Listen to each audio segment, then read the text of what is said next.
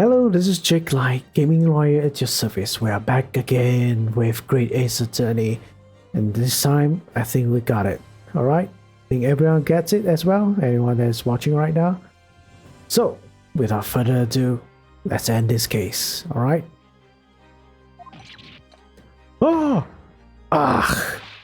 Good grief, Lord Van Ziggs! I don't believe it. The knife from the crime scene and this fragment of metal are a perfect match. Good golly gosh! Order! This is some sort of Eastern sorcery. This is no magic, my lord. This is a miracle. A miracle? So Van Ziggs has figured it out, has he? Counsel, explain this extraordinary coincidence at once. Yes, my lord. The crucial point we have to ask ourselves here is when did the fragment of metal find its way inside Mr. Gary Depp's pipe?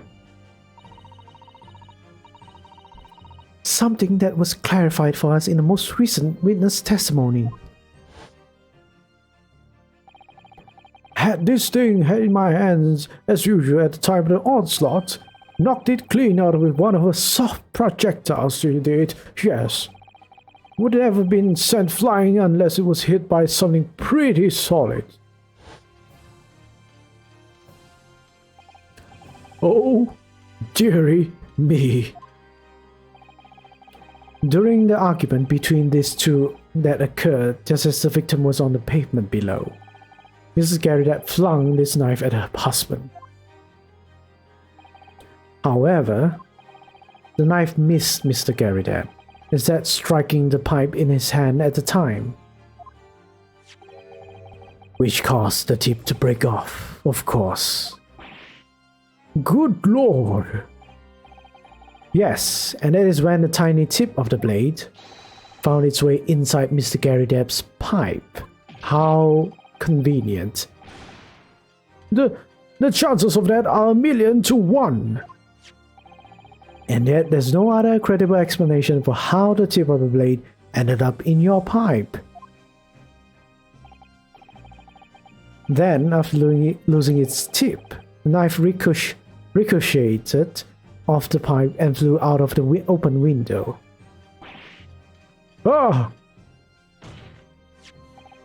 In short, this knife, which fell from the window of the Gary Depp's house, is the very same knife that struck the victim in the middle of the back on the street below.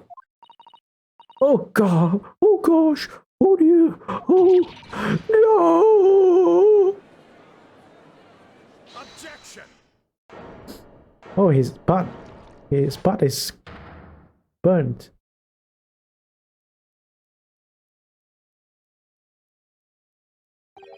A full-bodied theory, I'll give you that.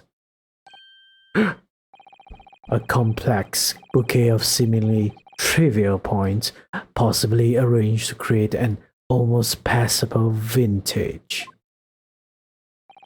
Allow me to toast my learned friend's characteristically Nipponese approach to bottling his argument. I'm a freaking racist. Sorry? But after all, it is just theory. Again, I'm not gonna do that. The bottle I fear is corked. Because you see, it's spoiled by an insurmountable inconsistency. And insurmountable... What? Lord Van Ziggs, explain yourself. What is this inconsistency you claim to have identified? An inconsistency of the simplest nature, my lord. The victim was found with a knife planted in the middle of her back. Yes, in her... Ouch. That's right, you silly little man. Now, Joe and old thing, what are you getting so excited about? Let us consider the basic facts of the case once more. The victim was walking alone along the pavement before being stabbed in the back and falling to the ground. If the knife that struck her had fallen from above,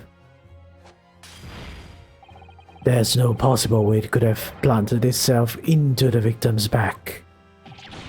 Gah! Actually, I think I have a theory. Not a game theory, of course, but I have a theory. Order! Quite right. You see, that's exactly right. If the knife had fallen on her from above, it would have struck her on the top of her head. Well, stop slapping, Mr. Garrett, alright? Can you? No? Well, He's lost for words. Look, I knew it. I never liked his theory in the first place. I don't know, though, what really did happen. It would appear the defense has made a rather spectacular blunder. If a theory has even one inconsistency, it cannot stand. Your theory, my learned friend, is history.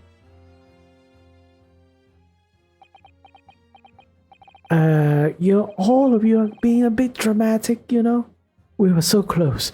I could see the truth. I was so sure we were on the right track. But now the way has been blocked completely by just one simple inconsistency.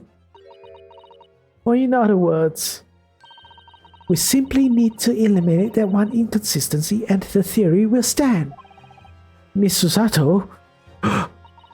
You mustn't worry, Mr. Naruto. You were just caught off guard, that's all, and your mind went blank. But if the path you were on is indeed correct, then the way will present itself. The key to this is in the court record, I'm sure. All the information you need is there.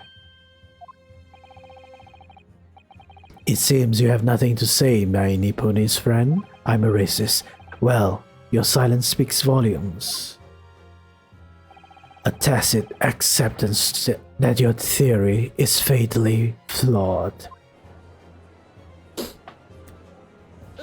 Objection!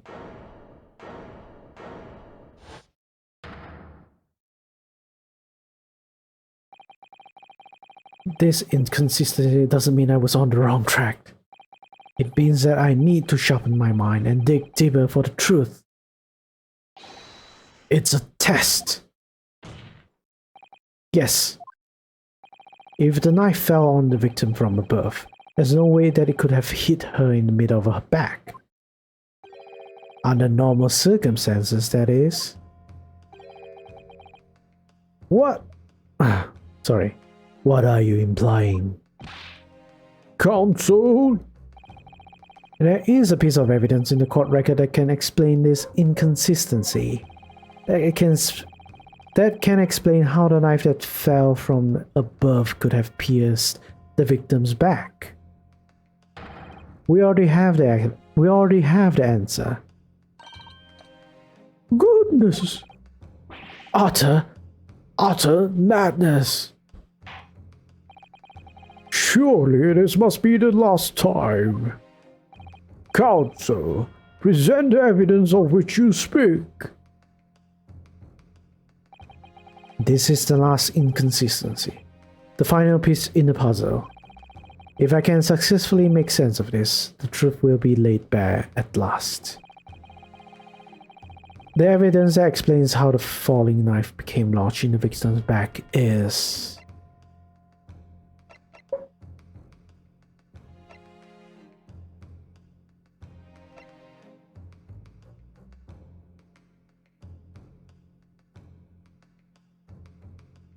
I would say it's this, or it's this.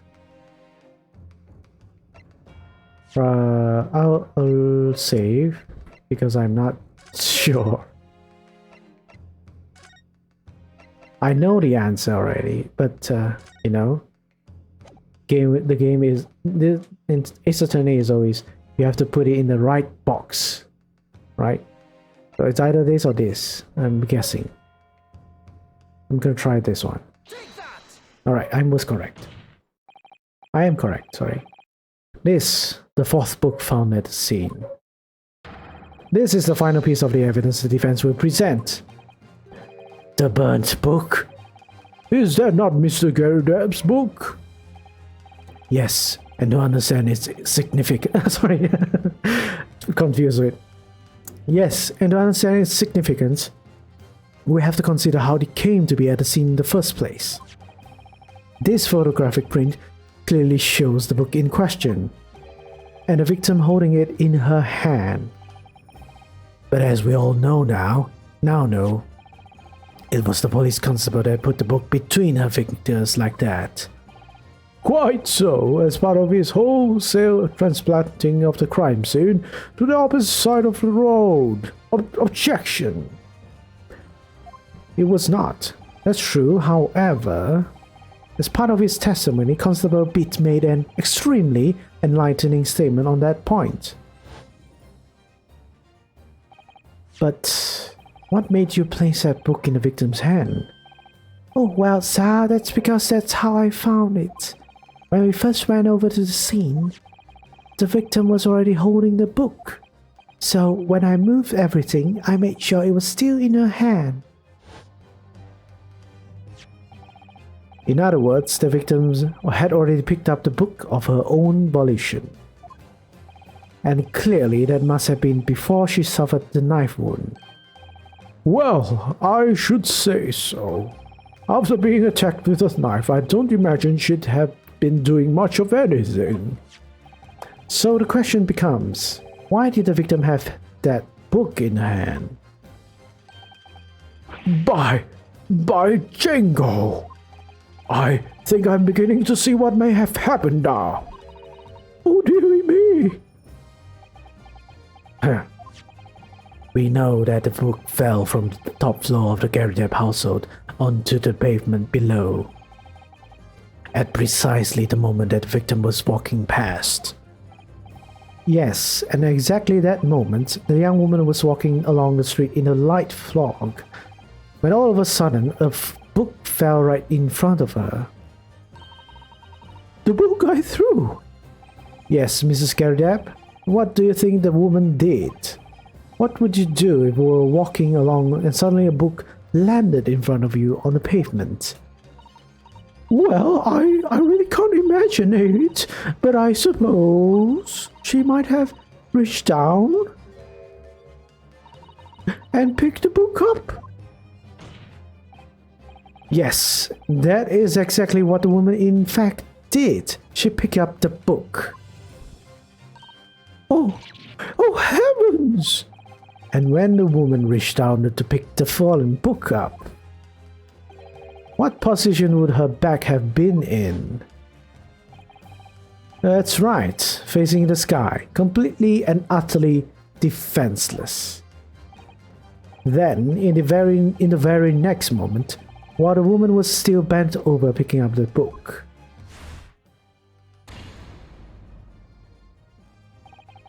the next object fell from the roof above, the jackknife, straight into the middle of her back.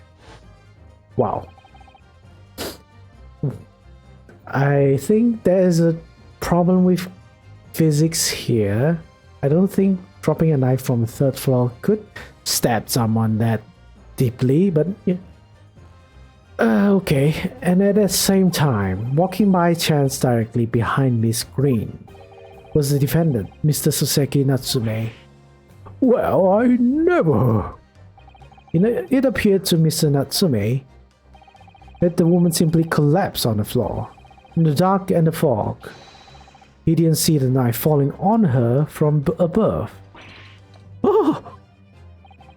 And from the other direction, the constable and his wife saw no one but the victim and her apparent attacker. So there never was a real culprit to run from the scene in the first place. No, this was nothing more than a series of unlikely events that culminated in an unfortunate accident. And that is the real truth behind this case. Ha, suck that, Lord Van Zieks. Well, Mr. and Mrs. Scary Tab?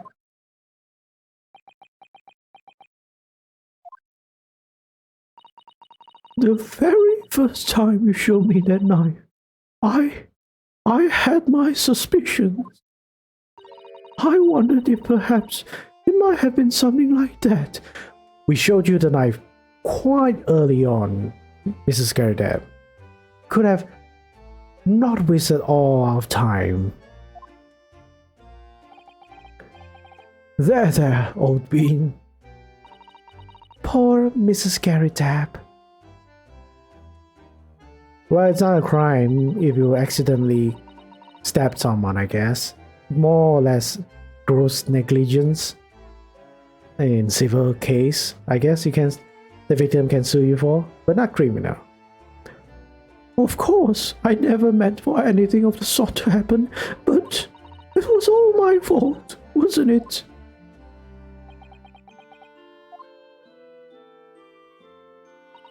I take full responsibility. I let my anger get the better of me. I threw that book, and I threw the knife as well. John, dear. It's all right, I know. I'm ever so sorry. Truly. I'm sorry.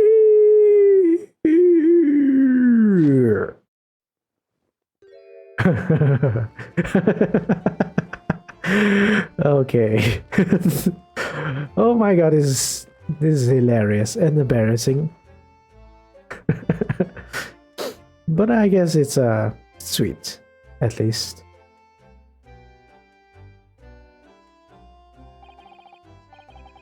Lord Van Zix, what news of Mrs. Garadab?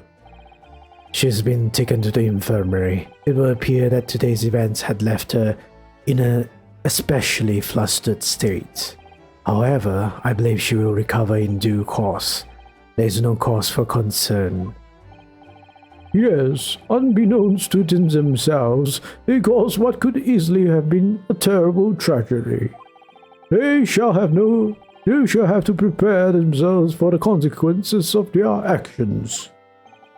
There is some good news, however, my lord. I've just had word from the hospital where the victim is being treated.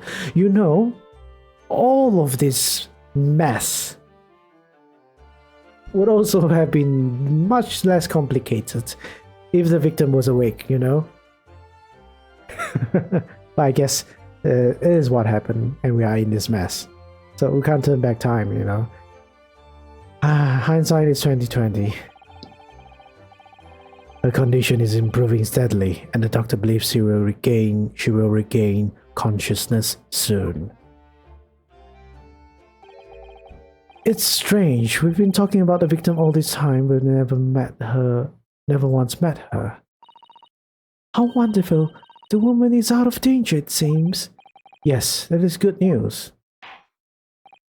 So, Mr. Soseki Natsume. Jojo. Yes. On behalf of my fellow countrymen, I would like to take this opportunity to beg your pardon, sir. You came from a distant eastern homeland to study our great British culture, and have been repaid with immeasurable unkindness.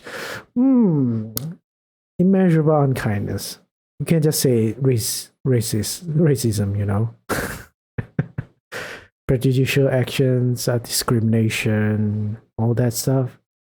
Please accept our heartfelt apologies.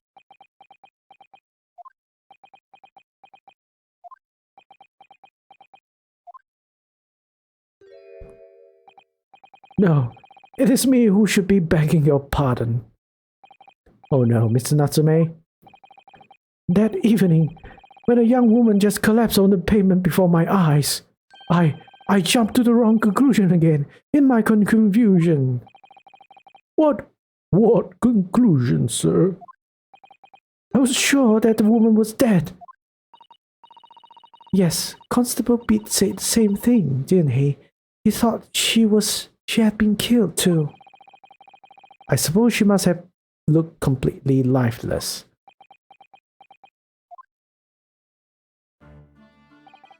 It's been about years since I arrived in Great Britain now, but I still can't get used to life here. I can't relax. I'm sure there are evil spirits lurking in the fog, like they are haunting me. Poor Suseki-san. His imagination really has got the better of him. Yes, poor man. So, when it happened, I thought the young woman had been taken by the fog spirits. I should never have dropped my books like that and run away. I should have called her for help, for a doctor, for the police. Instead, I've managed to create a rift in the relationship of trust between our two empires. And for that, I am truly sorry.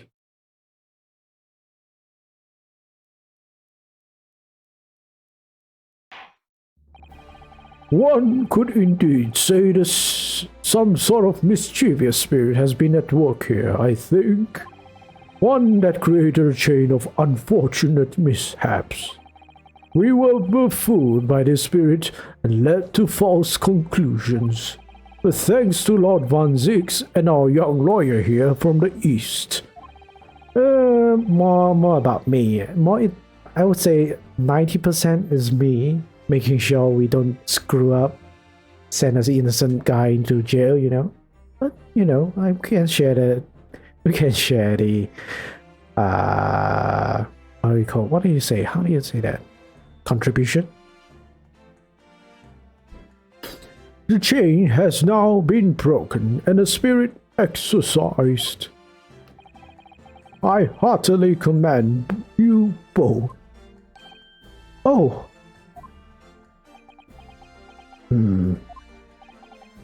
Now then, Now then, ladies and gentlemen of the jury. Yes, my lord. In concluding this trial, I must ask one last time for your decisions regarding the defendant's culpability. Are you ready to present your findings to the court? As the foreman of this jury, I can assure you we've reached a fair and just conclusion. I do declare the truth can be extremely cruel at times. Well, I didn't suspect the woman next to me, that's for sure. Sitting in for the old bean while she's out of action, you know. But I know what her decision would be. Does this mean I'll finally be able to get out of here and start work? Well, it's about time. I say, I'll have a corker of a story to tell with the grandchildren when I get home, won't I?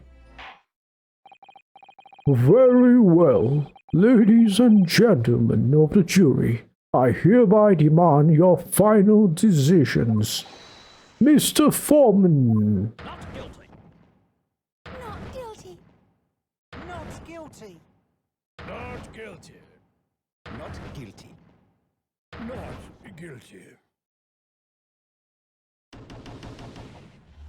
I think that orange brown shirt guy is sort of Scottish or Irish. Very well, Mr. Suseki Natsume. I hereby pronounce you. Ooh, yay! Woo! Finally, we end the freaking case, the trial, after how many episodes?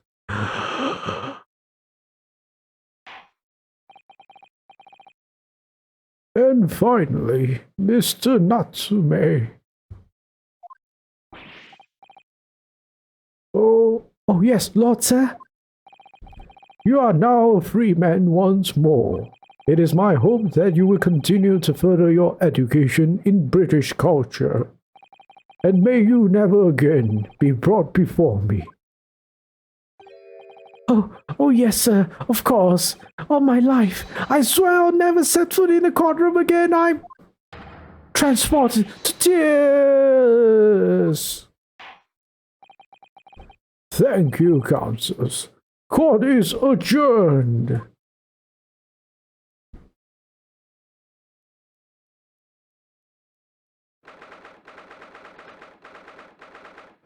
Ah, finally.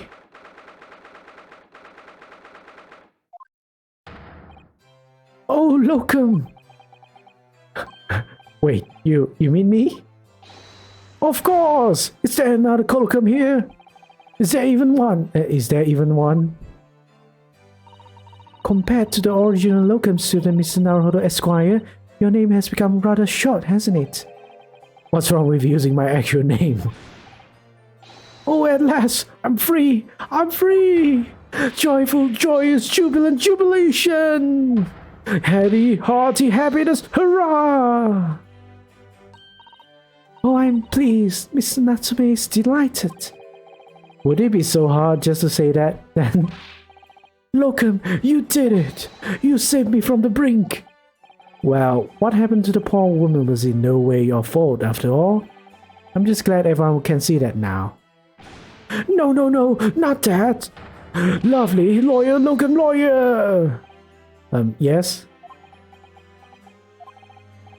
I mean, as I said before, I have just never got used to life here in Great Britain. Every time I look over my shoulder, I see foreigners. I see towering brick buildings. And from high up windows, I see them looking down on me, laughing. Look at that little hunchback. Is he hunch? I can't really tell though. Oh dear, I'm sure it's all in your head, Mr. Natsume. But today you, local lawyer, give my gloom to boot. You stood firm behind the baronial bench before all those babbling racist British. You battled to the bitter end, laying bare the baffling truth. Wow, it's rhymey. And when I beheld the blinding fireworks among the beams of the Bailey roofs, I bellowed, "Behold the best barristers ever born!" Well, that's very flattering, and we're very pleased for you. This has given me a wonderful anecdote to recount to my old friends back in Japan. An anecdote? Is that what's to become of all my hard work? Oh no, who is this? Is this? Oh, don't tell me it is. Ah, there you are, my dear fellows. Oh no, it is him. I apologize for keeping you waiting. I rose late this morning. Oh, Mr. Sholmes, what a pleasure to see you. I see I'm here not a moment too soon. A disaster has been averted, I'm glad to say. Oh. The trial shall begin presently, Miss Naruto, and I wish you the very best of luck. It's just finished. What? No, then my haste was in vain. Ugh, it's you, Herlock Sholmes. Oh, have we met, sir?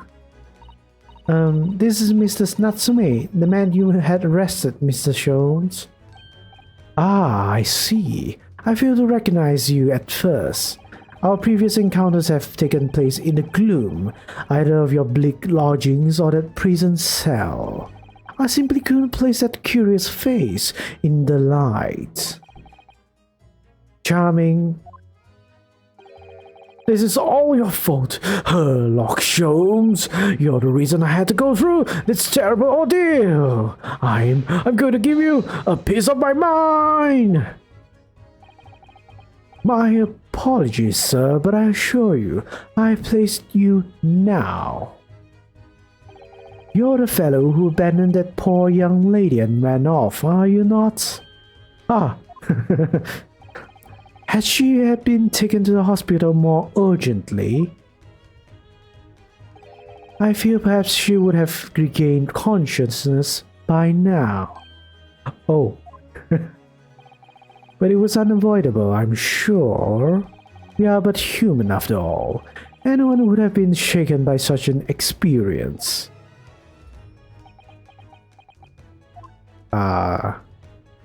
Self-conscious now. I do feel very bad about how I behaved. Well, never mind. Now then, what was it that you wanted to say to me, sir? Nothing. Ha ha ha ha! Priceless. Oh, I am sorry, really, but that was quite priceless. Poor Saseki-san. Still, on the bright side, you had an extremely entertaining experience without paying a penny. And it would seem you were not even found guilty. But there is no bright side. Whatever do you mean, Mr. Natsume? Even after this, I'm still cursed by the spirits and now by the Reaper. Lord Van Zix. I haven't forgotten, what facing that man in court means. Even if you're found not guilty, you're still doomed. It will all be alright, Mr. Natsume. Huh? If the Reaper appears trying to make trouble, I will protect you. Hiya! Why, Susato-san? With the perfectly executed Susato takedown. Much as I like being turned on my bed, a bit of warning might be nice next time, Miss Susato. Oh. So, Mr. Natsume, what do you intend to do now? You mentioned something about recounting your experiences to your friends back in Japan.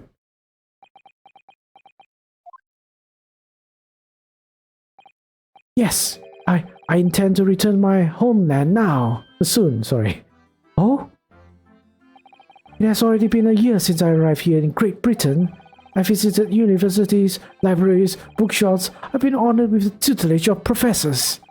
I've learned so much about the wealth of literature here and the city it has shaped. I've come to realize that it is my calling to sail home and tell my fellow countrymen about it. That's very touching, Mr. Natsume. Or, in perhaps less veiled terms, you wish to withdraw halfway around the world to escape the terror of the Reaper's curse. That's not at all! The more I learn of literature, the more this strange feeling claws at my insides. I feel compelled to return to my roots and attempt to pen a work of my own. Oh, I see. A work of literature by Saseki-san.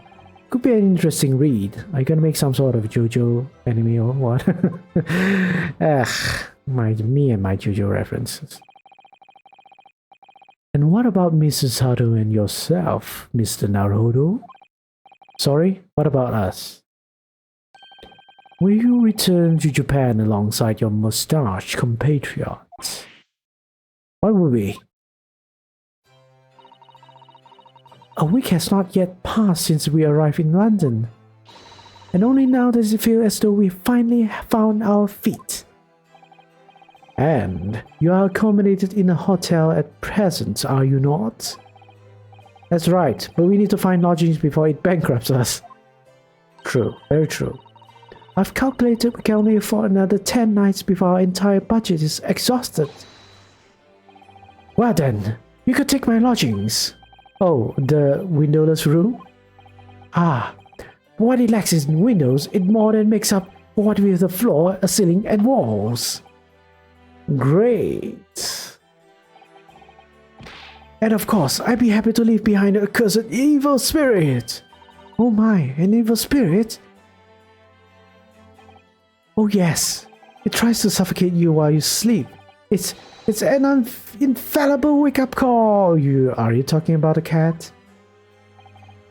We'll think about it, if that's alright. Perhaps I can offer a more welcome alternative. Would you consider taking lodgings with me? No. Really? No. Well, a vacancy has conveniently presented itself. Though it is up in the attic, I might add. Are you sure it isn't just a storage loft? I spoke with the landlady this very morning on the matter of price, and Iris is cleaning room as we speak. You must come at once. Don't take it out of context. I presume you have no luggage to speak of? Oh, this is simply wonderful. What an honor to be invited to take lodgings in the great detective's office's attic. I'm too overcome for words. So suggesting we look elsewhere is out then. Then it's settled. Iris will prepare a welcome dinner this evening. And you must come too, Mrs. Natsume. I insist. I don't know what to say, but thank you and yes. Wonderful. Now go and complete the paperwork for your formal release, Mr. Natsume. It shan't take long. Somebody's happy. Locum. I knew that you would let me down. I'm truly delighted to have met you here in London. Likewise, Mr. Natsume. It's been a privilege meeting you too. It's a shame that we are going to have to say goodbye so soon. Well, I've come to realize that I belong in Japan. But Locum, we'll meet again one day. Yes, I'm sure. And hopefully by then, I'll be a successful lawyer. Hopefully by then, I'll be a successful author. Well, my dear fellow, our carriage appears to have arrived. How? Shall we go, Mr. Naruto? Yes, Mr. Sholmes. I've little doubt Mr. Natsume will be released in time for dinner this evening. And so, with Suseki-san's innocence successfully established, we rode with Mr. Sholmes to what was to become our new home, 221B Baker Street.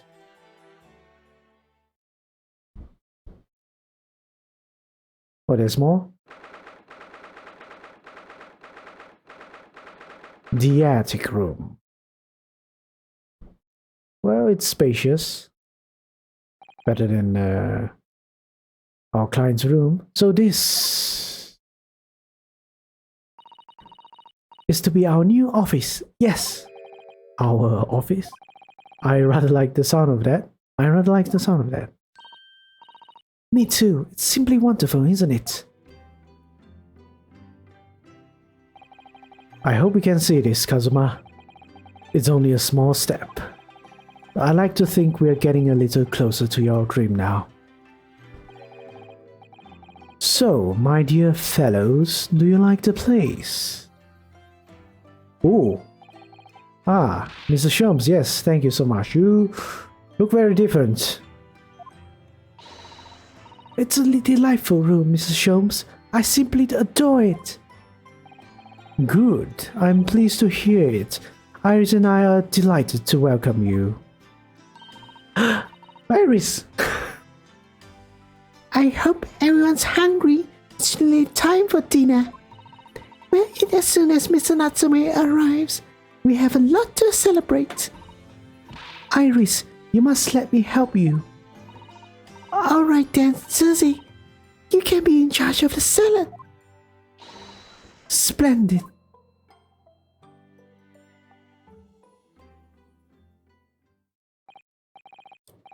So, Mr. Naruto, how does it feel to have your own office in the capital? It's very exciting actually. I can't help wondering what adventures await us. Ah ha ha ha ha! Those were precisely my sentiments when I first established my office at this premises. Until I discovered the dark truth about the city of London, that is. Sorry? London is a glorious place, full of wonder, opportunity, prosperity, and mirth. But the brightest of lights casts the darkest of shadows. Shadows? What do you mean? Well, I believe you're well aware of the murkiness that lies behind London's facade already. So once again, Mr. Naruto,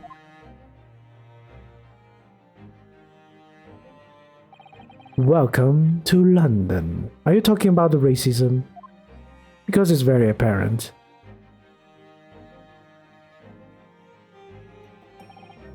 Of course, at the time, I had no idea of the significance of those words Mr. Shiom so casually spoke. But it wasn't long before my turn came to lift the facade and see the true depth of the murk that lay behind it. And alright. Alright. Alright, we'll save our progress here. But yeah, we'll call it a day now. So thank you so much for watching this episode. We have finally finished this case. The adventure of the clouded Kokoro. We have ended that. Now we're gonna start with the adventure of this unspeakable story now. Which we will start next episode. So again, thanks so much for watching. I hope you enjoyed this playthrough. And yeah, it's fun. It's been fun. This episode very lengthy, but it's all right. It's all right. All's well. All's well. It ends well. Anyways, take care. Stay hopeful. But be critical, right? Bye-bye. See you next time.